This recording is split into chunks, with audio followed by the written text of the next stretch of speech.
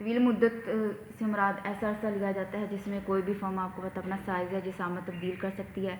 Long period है, इसमें कोई फर्म जो है अपनी नई फैक्ट्री लगाना चाहती है तो फैक्ट्री लगा सकती है, प्लांट लगा सकती है। मतलब ये कि अपने कारोबार को डिमांड के मुताबिक जितना चाहे वो एक्सपेंड कर सकती है, उसे हम कहते हैं तवील मुद्दत। और कलील मुद्दत में सार्फ पैदाइश पढ़ाते वक्त मैंने बच्चे आपको बताया था कि तवील मुद्दत में जाके फर्म के जितने भी मुसाफिर पैदाइश हैं सारे जो है वो मुतगैर हो जाते हैं।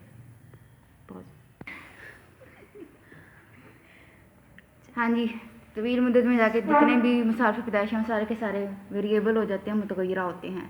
इन खतूत की शक्ल भी तकरीबन जो है अरसा कलील के खतूत के जैसे ही होती है, लेकिन फ़र्क क्या है कि ये थोड़े से ज़्यादा स्टीपर होते हैं।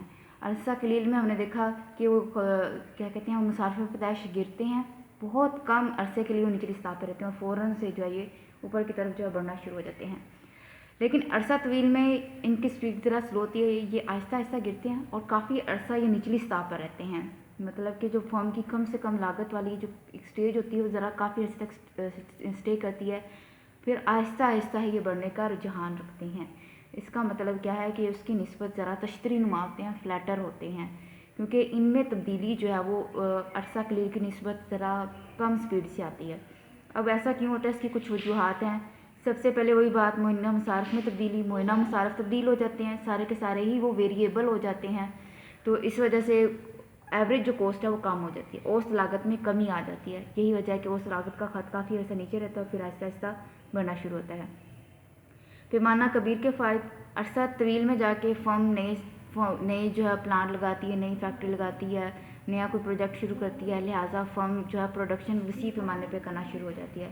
जब पैमाना कबीर पर क्या कहते हैं प्रोडक्शन होती है, तब फर्म को बहुत सारी दाखिली खारजी कफ़ायतें हासिल होती हैं। हम लोग इसके बारे में पढ़ चुके हैं, कफ़ायतों के बारे में। इकोनॉमीज़ हासिल होती हैं, बचतें हासिल होती हैं, इंतज़ामी कफ़ायतें हैं, माली कफ़ायतें हैं।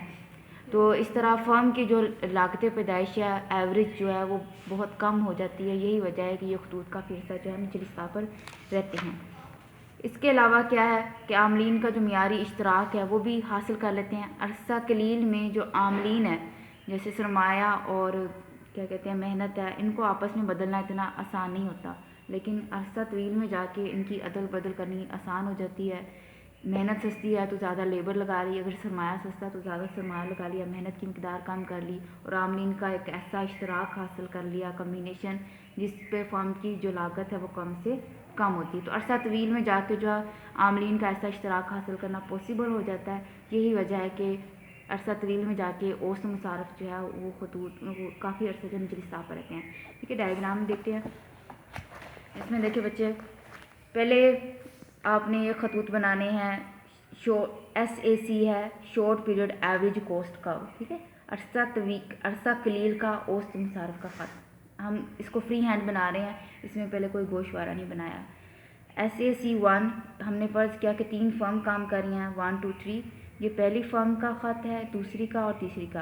पहली फर्म काम कर रही है कानून तकलील हासिल के ताबे। ठीक है, वहाँ पर लागत पैदाइश क्या है, कम है, फी इकाई कम होती जाती है।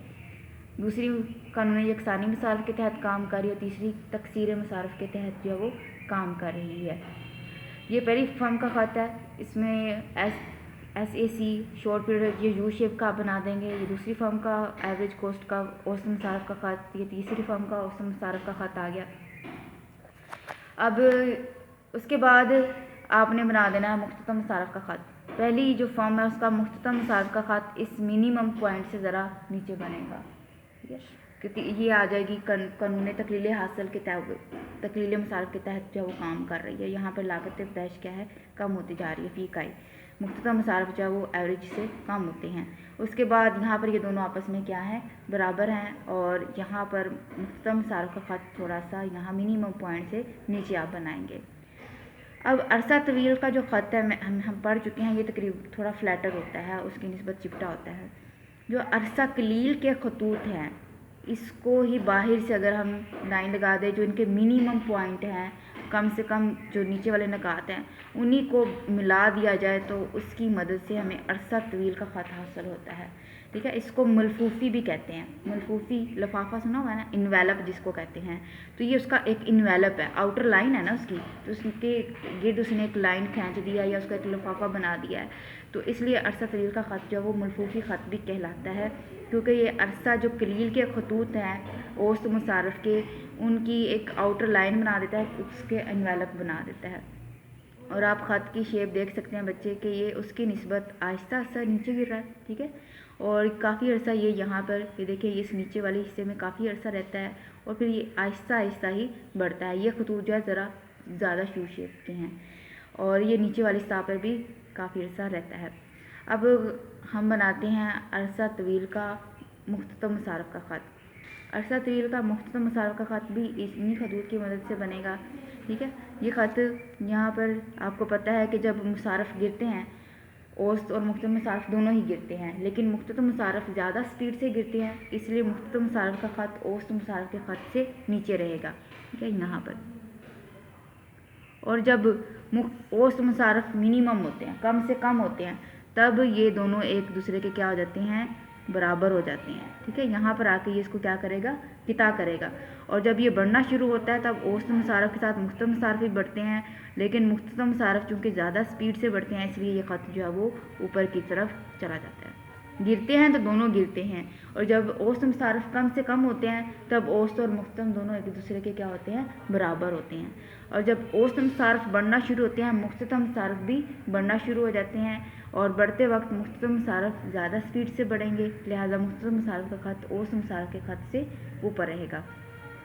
और यहाँ पर देखा जाए तो ये वाला जो पॉइंट है ये, ठीक है, ये वो पॉइंट है जहाँ पर फर्म की जो है लागत कम से कम है, यहाँ पर उसका मुनाफा भी क्या होगा, ज़्यादा से ज़्यादा होगा, क्योंकि ये अरसा तवील में जाकर देखें यहाँ पे मिनिमम कॉस्ट है ना, इसी पॉइंट को अगर हम लिखने ले आते हैं तो यहाँ पर हम क्या करेंगे, ये उसका समझें तवाज़ुन का नुक्ता है, यहाँ पर फर्म जो है वो प्रोडक्शन करेगी। तो इस तरह बच्चे जो है अरसा तवील के खतूत की मदद से जो है हम अरसा तवील का ख़त जो है वो अखज़ कर